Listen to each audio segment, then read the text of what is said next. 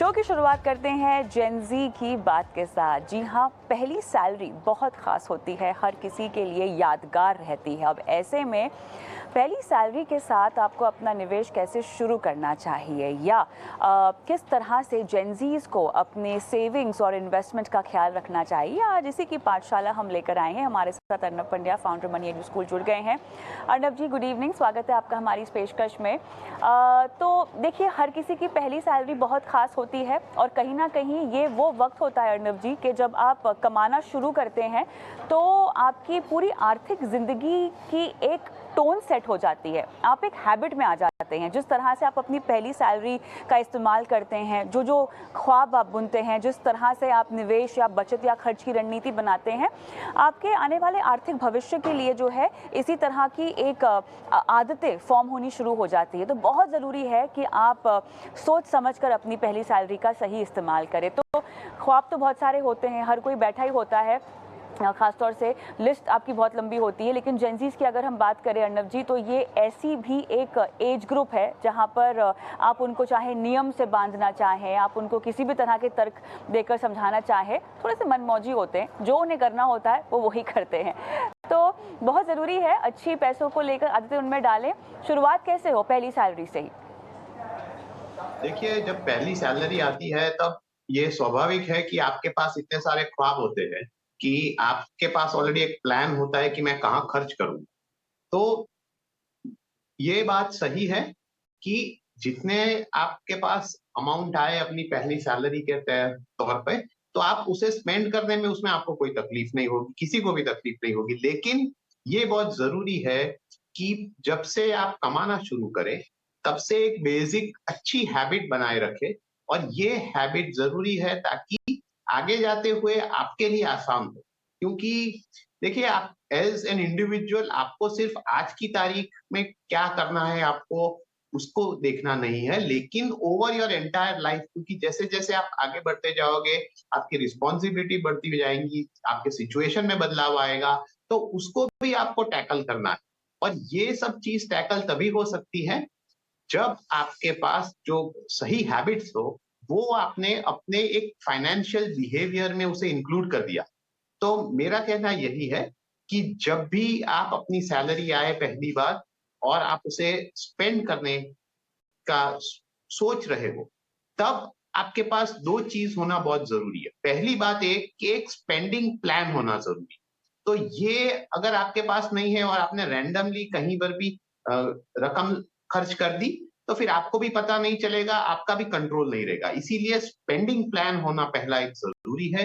दूसरी बात यही है कि कितनी भी छोटी रकम हो, पहली कमाई के साथ-साथ आप निवेश भी करना शुरू कर दें। ऐसा ना हो कि आप कहते जाएँ कि मैं तो यंग हूँ, मेरे पास बहुत समय है, तो मैं बाद में ये करूँगा। बाद में तो आपको करना ही है, लेकिन आज की तारीख से अगर शुरुआत कर दी कितनी भी छोटी रकम से, तो ये आपके ओवरऑल प्लानिंग का एक हिस्सा बन जाए। राइट, चलिए, तो ये सब बातें जो आपको ध्यान में रखनी है, लेकिन इसके साथ साथ भी बहुत ज़रूरी है कि अर्नब जी, आने वाले भविष्य में आप अपने पैसों के साथ क्या करना चाहते हैं और किस तरह से अपने लिए आर्थिक रणनीति तय करना चाहते हैं। जेनजीज की जो एज ग्रुप होती है उसमें बहुत सारे जो लोग होते हैं वो अपने लिए लक्ष्य नहीं बांध पाते हैं। तो क्या ये वही समय है जब न सिर्फ आपको लक्ष्य बांधना है पर बल्कि अपने निजी आर्थिक लक्ष्यों के बारे में भी सोचना है, और अगर कोई लक्ष्य आप नहीं बांध पा रहे हैं तब भी क्या आपको निवेश की शुरुआत कर देनी चाहिए? नॉर्मली कहते हैं कि आप कोई भी निवेश करो या कोई इन्वेस्टमेंट प्लानिंग करो तो उसके पहले आपके पास एक लक्ष्य होना ज़रूरी है। लेकिन कई बार स्थिति ऐसी होती है कि बहुत यंग जो लोग हैं वो अगर कमाना शुरू कर देते हैं, तो शायद उनके पास लक्ष्य नहीं है, या दूसरी तकलीफ इस स्थिति में ये भी होती है कि आपको शायद आइडिया ही नहीं है कि आगे जाके हुए आपकी रिक्वायरमेंट्स क्या होगी या आप किस तरह से आपको आगे प्लानिंग की ज़रूरत पड़ेगी। तो ये एक नेगेटिव नहीं है, लेकिन आपको इस बारे में सोचने की शुरुआत करनी चाहिए कि आगे जाते हुए मुझे किन-किन चीज़ों के लिए, किन-किन गोल्स के लिए कोई रकम, फाइनेंशियल अमाउंट चाहिए और उसके आस-पास आप एक लक्ष्य बाँध सकते हैं। तो ऐसा नहीं है कि आपको आज की तारीख में ही सब करना है। और उसी के बाद ही आपको निवेश शुरू करना है। अगर आपके पास लक्ष्य ना हो फिर भी तकलीफ की बात नहीं है, आप उसके बारे में सोचना शुरू कर दें, धीरे-धीरे आपको भी थोड़ी क्लैरिटी आएगी over a period of time, तो आप भी उसे एक सॉलिडिफाई कर पाएँगे, यानी कि एक तरह से उसको तय कर पाएँगे कि मुझे एग्ज़ैक्टली क्या ज़रूरत है, पर लेकिन उतने समय में आप स्पेंड तो करने ही वाले हो, क्योंकि आपके पास बहुत सारे ख्वाहिशें हैं जो आपको बहुत समय से आप उस पे स्पेंड करने की सोच रहे हैं। तो उसके साथ थोड़ा निवेश भी शुरू कर दें। ऐसा ना हो कि आप कहें कि मेरे लक्ष्य तय होने के बाद ही मैं शुरू करूँगा। ऐसा इस ये कारण को लेकर हमने देखा है कि कई बार लोगों का जो इन्वेस्टमेंट है, वो पोस्टपोन ही होते जा रहा है और उस हिसाब से फिर आपको तकलीफ होती है अपने लक्ष्य हुँ, तक हुँ।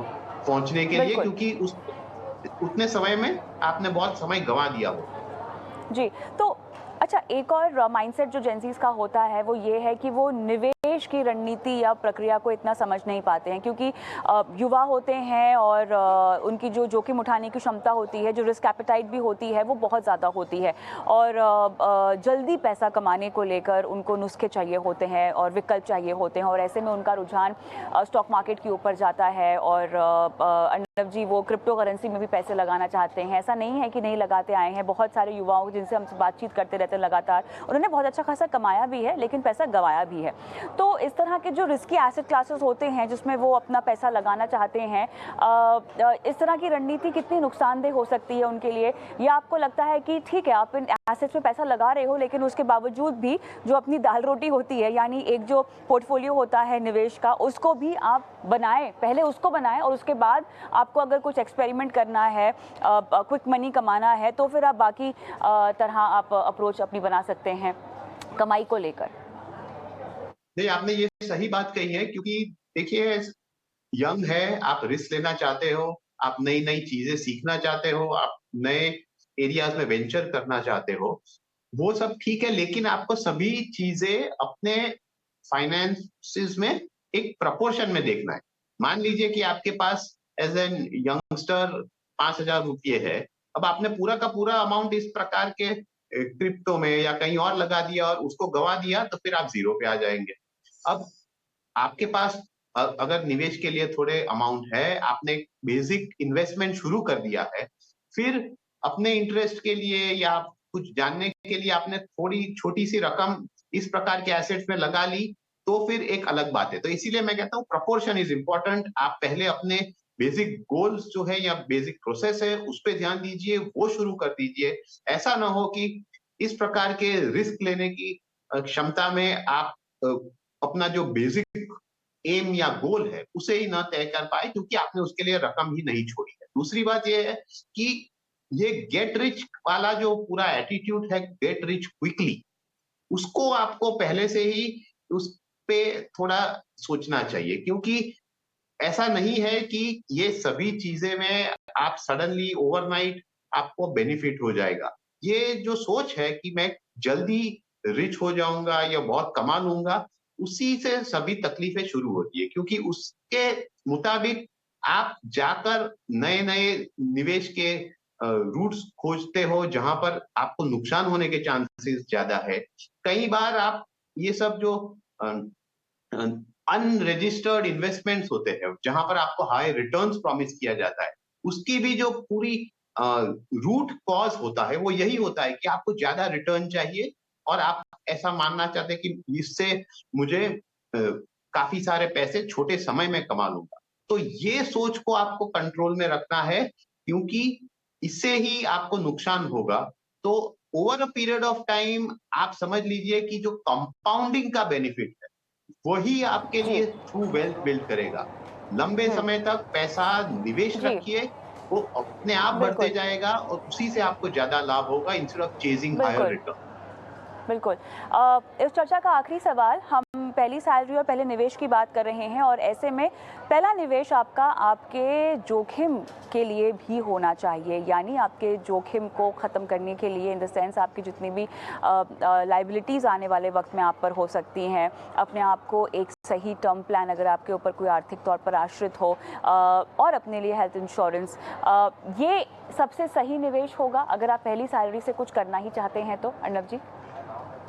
अगर आप पहली सैलरी से कुछ करना ही चाहते हैं तो शायद, अगर आप बहुत यंग है तो मे बी आपके पास रिस्पॉन्सिबिलिटी नहीं है, तो टर्म प्लान की शायद उस स्टेज पर जरूरत नहीं है, लेकिन हेल्थ इंश्योरेंस जरूर है, क्योंकि हेल्थ इमरजेंसी किसी भी वक्त किसी भी व्यक्ति को आ सकती है, तो उससे प्रोटेक्टेड रहना बहुत जरूरी है।